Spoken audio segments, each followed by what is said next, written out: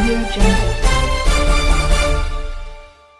पूर्णिया विश्वविद्यालय और विद्या विहार आवासीय विद्यालय के संयुक्त तत्वाधान में 2 दिवसीय रेणु स्मृति पर्व समारोह का आयोजन किया जा रहा है, जिसमें रेणु जनपद की सांस्कृतिक यात्रा को दर्शाया जाएगा। इसमें नई दिल्ली साहित्य अकादमी के अध्यक्ष डॉक्टर माधव कौशिक, सचिव डॉक्टर के.एस. राव, वरिष्ठ लेखिका डॉक्टर मंजुला राणा, बिहार विधानसभा के उपाध्यक्ष डॉक्टर रामबचन राय सहित नामचीन साहित्यकार शामिल होंगे। विशिष्ट अतिथि के तौर पर पूर्णिया विश्वविद्यालय के कुलपति प्रोफेसर विवेकानंद सिंह, फणीश्वर नाथ रेणु के पुत्र पद्म पराग बेनू मौजूद रहेंगे। रेणु स्मृति पर्व के संबंध में प्रेस वार्ता करते हुए पूर्णिया कॉलेज के पूर्व प्रिंसिपल और प्रख्यात साहित्यकार डॉक्टर रत्नेश्वर मिश्रा ने बताया कि 2 दिवसीय समारोह की शुरुआत 11 अप्रैल से होगी।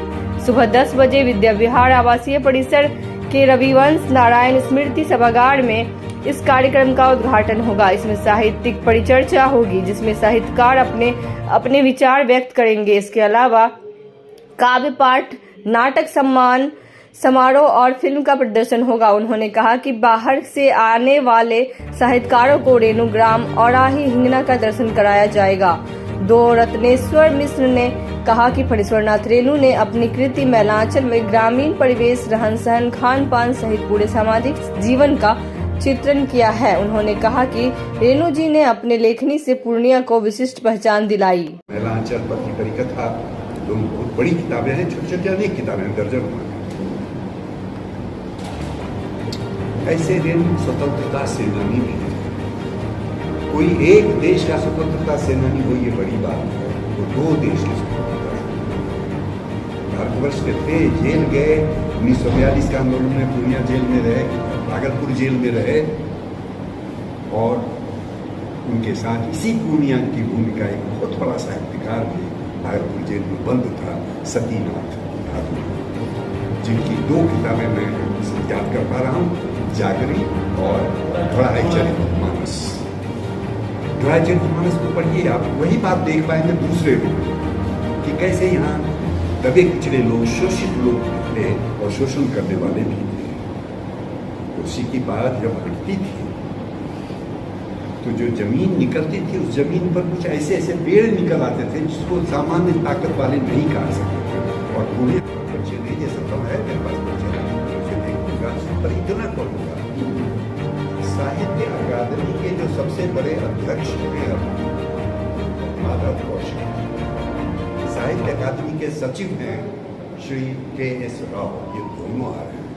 यानी साहित्य अकादमी भारत सरकार की वो सबसे बड़ी संस्था है जो साहित्यिक प्रतिभाओं प्रतिवर्ष और एक भाषा में जितनी भी भाषाएं लिखी हैं संविधान के सूची में तमाम भाषाओं में पुरस्कार देते हैं। और हम उस पुरस्कार को कभी करते हैं वो दोनों हमारे विचार है। सर खुद भी अवार्ड है साहित्य अकादमी, वो एक साधारण सा अनुवाद का पुरस्कार अंग्रेजी से हिंदी में करने का पुरस्कार, आजादी करने का पुरस्कार 1922 का, जिसका आयोजन किया गया 1923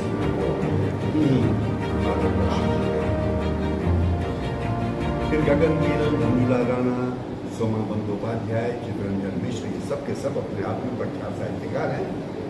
आप लोग जब तक जुटेंगे, उन्हें सुनेंगे, उनको सुनने का आनंद है। स्थिति पैदा होती है, उसके दर्द को जागर किया है।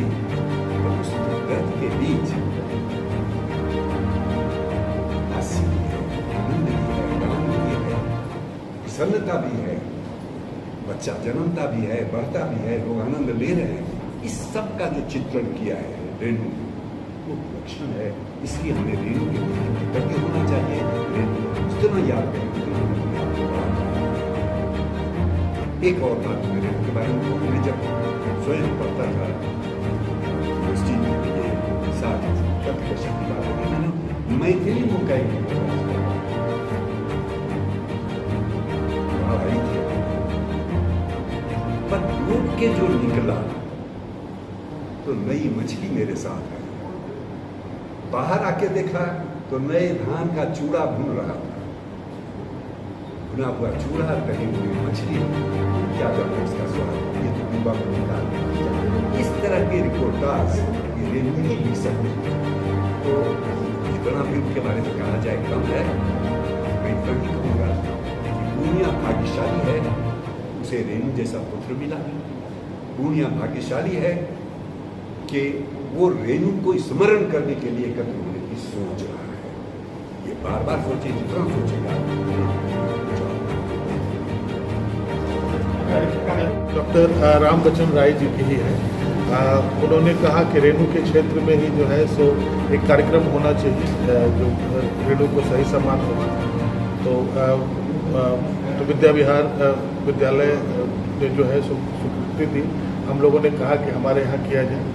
यूनिवर्सिटी को हम लोगों ने अप्रोच किया कि इसमें को ऑर्गेनाइजर बना जाए, क्योंकि जिस तरह का कार्यक्रम है और जिस तरह के इंटेलेक्चुअल्स इस कार्यक्रम में पार्टिसिपेट करें तो यूनिवर्सिटी से होंगे, वहाँ के छात्र होंगे, शिक्षक होंगे और फिर बहुत सारे चाहने वाले हैं। हमने कोशिश किया है कि शहर में इस क्षेत्र में जितने भी लब्ध प्रतिष्ठित साहित्यकार हैं जो उनको जो है सो इस कार्यक्रम का न्योता भेजा जाए। कहीं छूट गया होगा तो आपके मीडिया के माध्यम से हम सबको सूचित करना चाहते हैं कि आप ज़रूर आएँ इस कार्यक्रम में।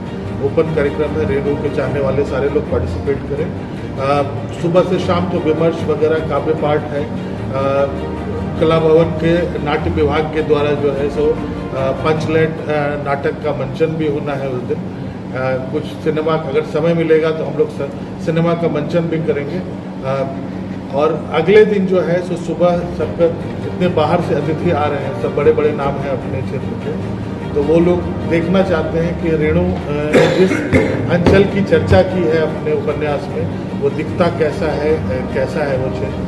तो सब लोग सुबह में जो है वही औराही हिंगना जाएंगे। रेणु के परिवार की तरफ से स्वीकृति मिली थी कि वो वहाँ पर देख सकेंगे। खुद जो है बड़े पुत्र पद्म पराग राय रेणु जी जो है सो स्वस्थ नहीं है, तो अब 11 के कार्यक्रम में नहीं रहेंगे, लेकिन 12 को उनका स्वागत करने के लिए वहाँ उपस्थित रहेंगे। छोटे पुत्र जो है पहले दिन भी रहेंगे। फिर वहीं से वो लोग कुछ लोग बागडोगरा, कुछ लोग कटिहार चले गए। स्मृति पर्व का आयोजन करने जा रहे हैं। सबसे पहले तो मुझे इस शीर्षक में पर्व शब्द का जो उल्लेख किया गया है यही बहुत भावनात्मक रूप से आकर्षित करता है। सर ने तो बहुत सारी बातें विस्तार से कही है। मैं अक्सर विद्यार्थियों के बीच कहता हूँ कि साहित्य की बारीक समझ के लिए इतिहास की मोटी समझ होना बहुत आवश्यक है, क्योंकि वो इतिहास के धरातल पर ही बहुत सारी रचनाएं हैं टिकी होती है। तो सर तो इतिहास के मर्मज्ञ हैं और कोसी के दर्द को समेटते हुए रेणु साहित्य, जो रेणु का जो गीत है, रेणु का जो साहित्य है, उसका सर बहुत ही विस्तार से विवेचन किए हैं सर। और इस कार्यक्रम में भारतवर्ष के लब्ध प्रतिष्ठित विद्वान आ रहे हैं, जिनको हम लोग सुनेंगे।